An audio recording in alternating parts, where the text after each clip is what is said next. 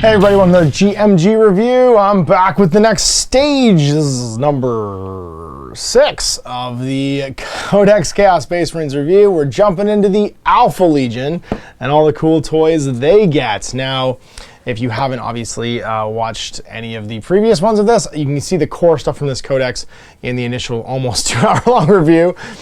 Which will be up in the cards, and I have checked, and although there wasn't from last week's review, there's a note in here saying ignore all of the secondary objectives in your codexes in the Warzone Nephilim Grand Tournament pack. Luckily, the new codexes thought of that, and they printed the ones from the Nephilim pack in here, so we can go over and talk about and discuss how it all relates to the secondaries for each of the legions, which in this case is Infiltrate and Subvert for the Alpha Legion.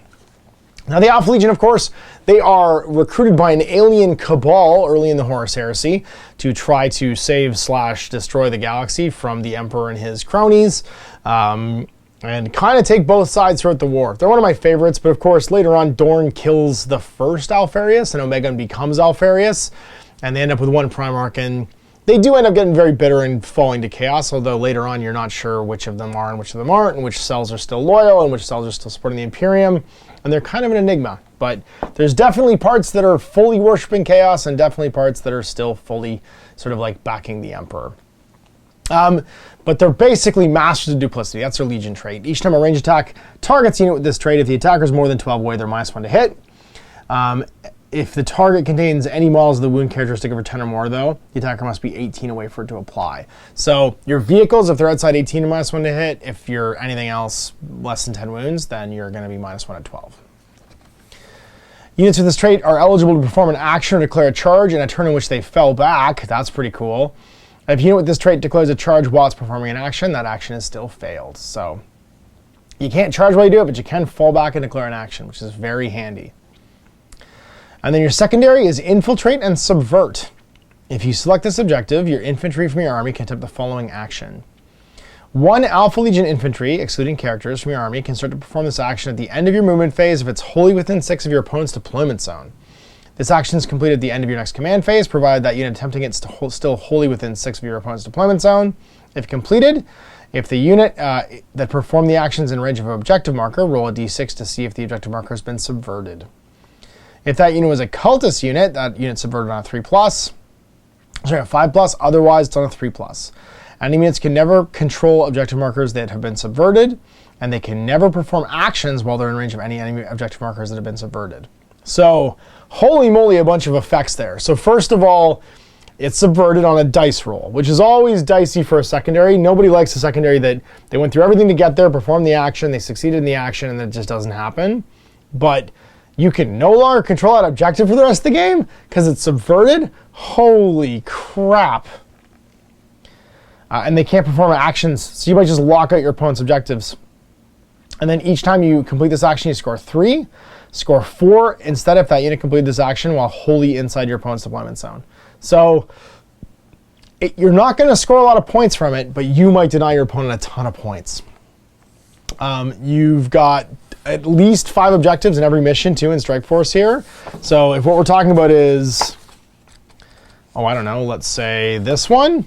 There's 1 in your opponent's deployment zone. There's 3 across the line. So that's 9, 13 if you manage to get all of them. You got to roll 3+, right? 3 to 4 times. But that's a pretty healthy score, while meaning your opponent can't control these anymore. That's insane. And it's also not, most of these, like, you have to do an action next to a objective, requires your opponent, or requires your opponent not to be near the objective. This just requires you to be within 6 of a deployment zone. So like in this one right here, you could subvert that one, you could subvert that one. Now you're probably only getting 7 in that case, because it'd be very hard to subvert this one and still be within 6. You can subvert to perform this action at the end of your movement phase if it's wholly within 6 of your opponent's deployment zone. Yeah, so like, certain missions, like this one you'd never be able to do, I don't think at all. These ones you couldn't subvert, but you could subvert that one. This one you'd be able to subvert 1. This one you could subvert 1. This one you could probably subvert 2. So you're only getting 8. There's a few missions where you'd be able to get it. So it's not amazing, but it's still pretty good.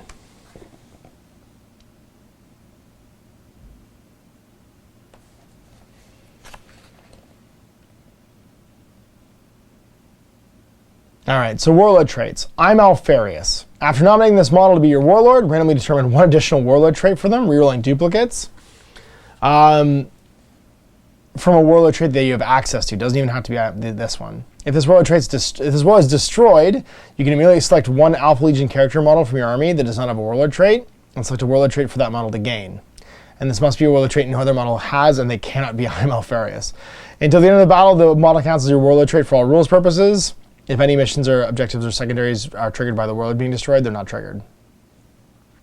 So basically, take I'm Alfarius, take an additional trait on top of that, and then so like the reroll wounds or something like that, and then if you die, somebody else becomes the Warlord. A very handy one. Clandestine, each time an attack is made against this Warlord, unmodified hit rolls of 1 to 3 always fail. And each time an attack is made against them while this Warlord is benefiting from cover, add an additional +1 to your armor saves. Headhunter, each time you select a target for an attack made with a ranged weapon by this Warlord, if that weapon is a rapid-fire pistol, you ignore the Lookout Sir rule. You can reroll the wound roll. An unmodified wound of 6, you suffer 1 mortal wound. The target suffers a mortal wound in addition to normal damage. So you're a sniper, basically. Master of Diversion, and actually Headhunter would be neat because it's rapid-fire pistol weapons. Who's carrying a cool rapid-fire pistol weapon? Obviously the Terminators are. Nothing really cool on him. The Warpsmiths, all pistols. Yeah, that's really it. It's going to be the Terminator, really. He'd be able to shoot a Stormbolter like crazy because it's rapid fire. And you could give him the relic that's rapid fire 6. Oh no, that's an Iron Warriors relic. You couldn't give him that. Master of Diversion, after both sides are deployed, and the resolve pre-battle abilities step for the mission you're playing. You can select up to 3 Alpha Legion units from your army that are wholly within your deployment zone. Remove those units from the battlefield and set them up anywhere in your battlefield that are wholly within your deployment zone and more than 9 from the enemy. If the mission uses strategic reserves, any of those units can be placed into it without spending additional CPs. And then Cult Leader. In your command phase, you can select one friendly Alpha Legion cultist unit within 9 of this Warlord until the start of your next command phase. Each time they make an attack, add 1 to the hit roll and improve its AP by 1. And then Covert Control. In your command phase, you can select one friendly Alpha Legion core unit within 6 of the Warlord until the start of your next command phase. That unit can shoot while performing an action. Without the action failing, that unit has the OBSEC ability. If a model from this unit already has that ability, that unit counts as one additional model when determining the control of the objective marker. So, interesting. I like to shoot while performing an action without it failing without CPs, because then you can pop off actions and have it not drain your CP pool. Although you are getting them during the opponent's phase now too. All right, your strats. Conceal. Use a stratagem at the start of your opponent's shooting phase. Select one Alpha Legion infantry unit from your army.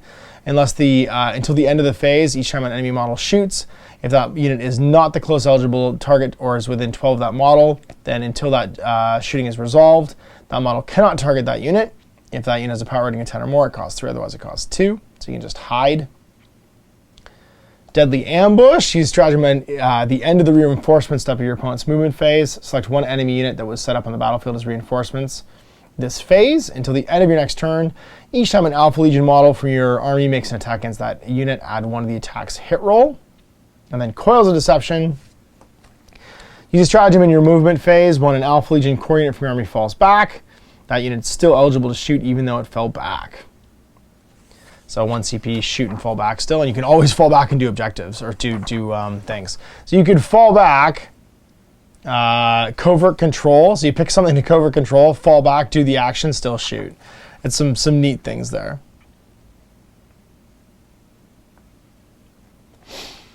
Which is handy because, I mean, all you have to be is within 6 of the opponent's deployment zone. So you could score every turn a unit like falling back through the deployment zone for 3. And then you could still defile objectives if you manage to get close to them too. So you're just basically moving through your opponent's deployment zone away every turn. If they manage to catch you, you fall back, you shoot them, you keep going. Forward operatives for 1 CP. Use this stratagem in the resolve pre-battle ability step. Select one Alpha Legion infantry unit from your army. That unit can make a normal move as if it was the movement phase, but has to end more than 9 away. You can use this once, but Strike Force, you can use it twice. Renaissance Infiltration. For 1 CP, use strategy in your movement phase when an Alpha Legion infantry unit from your army that's more than 6 away from any enemy models is selected to move. If you are using strategic reserves, place them in reserve. But you can't come back in the same turn. And then Sabotaged Armory for 1 to 3. Use it in any phase when an enemy vehicle model is destroyed. If there's any Alpha Legion units from your army on the battlefield, your opponent does not roll to see if that model explodes. It just does it automatically. Oh, that'd be so good against knights. If that model has a wounds of 9 or more, it costs 1, 10 to 19 costs 2, otherwise it costs 3 CP, so to blow up a Knight Titan. Scrambled Coordinates. Use a stratagem at the start of your reinforcement step of your opponent's movement phase. Select 2 Alpha Legion core units from your army that are on the battlefield until the end of the phase. Enemy units can't be set up as reinforcements within 12 of them.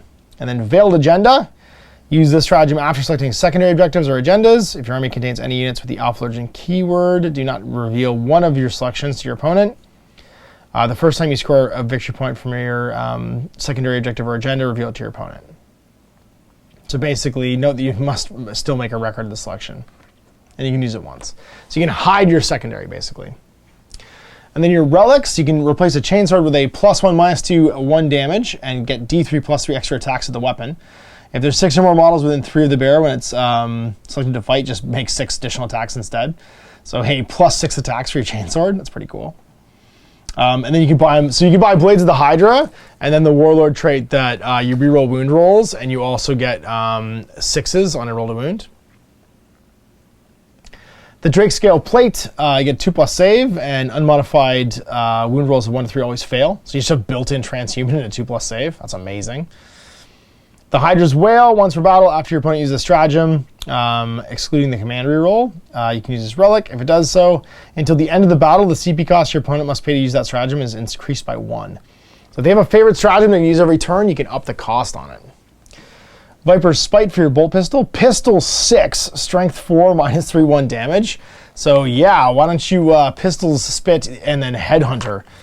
So you're a bolt pistol, basically, that's ignoring Lookout, sir, with an 18-inch range, and it's 4 -3 1 damage. And yeah, you're also, what is it, doing mortal wounds on wound rolls of 6. So you take the reroll wound rolls with the flames. You take the, oh, it's only on melee weapons, though, I think. That might not work. I think that one doesn't work, actually. Yeah, it's melee attacks only for the wound roll. That would have been amazing if it was for shooting too.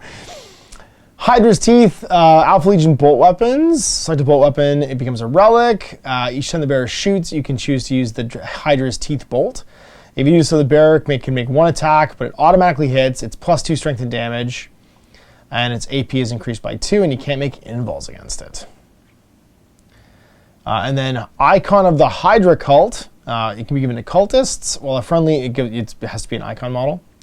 Actually, just any cultist model. While a friendly Alpha Legion cultist unit within 6 of the bear, each time the ranged attack targets that unit, if the attacker is more than 12 away, it has benefits of dense cover, so -1 to hit. And then Mind Veil for your Alpha Legion infantry.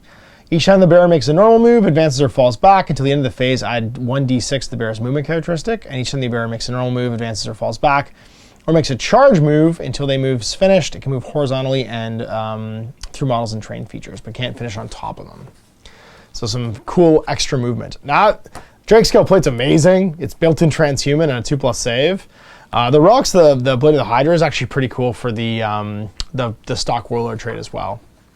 So I feel like Alpha Legion are going to be popular through their mod stacking, but also through the fact that they have the ability to play the game where they can't be sort of like stopped in their scoring. That idea of unopposed scoring, where you could try and get to 45 victory points without having to interact with your opponent, this one plays into that still a little bit, where at least there's a dice roll if you want to try and subvert the enemy objective, but you do still count as succeeding in the action for 3 VPs just by being within 6 or inside your opponent's deployment zone. And that means that you can have a unit skirting the edge of the battlefield, avoiding conflict and stuff like that, being -1 to hit outside of 12, and still like earning you VPs every round. If you do it 3 rounds in a row, you're gonna get to 15 automatically. So Alpha Legion kind of still get the, you know, the Nachman data button push. And on top of that, if you're next to an objective marker, you can just get rid of it for the rest of the game, which could be crazy powerful over the course of like a few different like turns. And yeah, and other than that, they have like some decent like overall kind of buffs to their infantry and stuff like that. And they play the fallback and fight game, so the kind of like fight dirty game. There's nothing overwhelmingly powerful. You'd probably mix them with just about every unit that's in the list if you wanted to, but they'll play well into the basic Legionnaires, Chaos Terminators, even the longer range standoff and shoot stuff like the, whatchamacallit, anything that's infantry basically, right? So actually, sorry, it's just anything. it's just anybody if they have a wound characteristic. So to use their Legion trait Master Duplicity, even the obliterators and guys who are like heavier are gonna get it, and your vehicle is standing back. So like your obliterators would be -1 to hit, outside of 12, blast away with guns, no worries. Same with your Havocs. And yeah, and even your vehicles and stuff, they stood off super far, like your Predators, if you wanted to take one, although people, they're maybe a little bit overcosted for what they do. They're gonna be able to get that -1 to hit for being outside 18. Yeah. I don't know. I'm so tempted by the Land Raider now. Toughness 9 is insane. Toughness 9. I might have to paint a Land Raider after many, many years. Yeah, so you're playing the movement game, really. So small units to break them up and have different options so that you can, if you chase one, then you go after the other to be able to fall back and fight and just stay out of line of sight. They're an interesting option for that, I guess it's like null scoring, non-interactive scoring or whatever. For your objective points. So there it is, the Alpha Legion.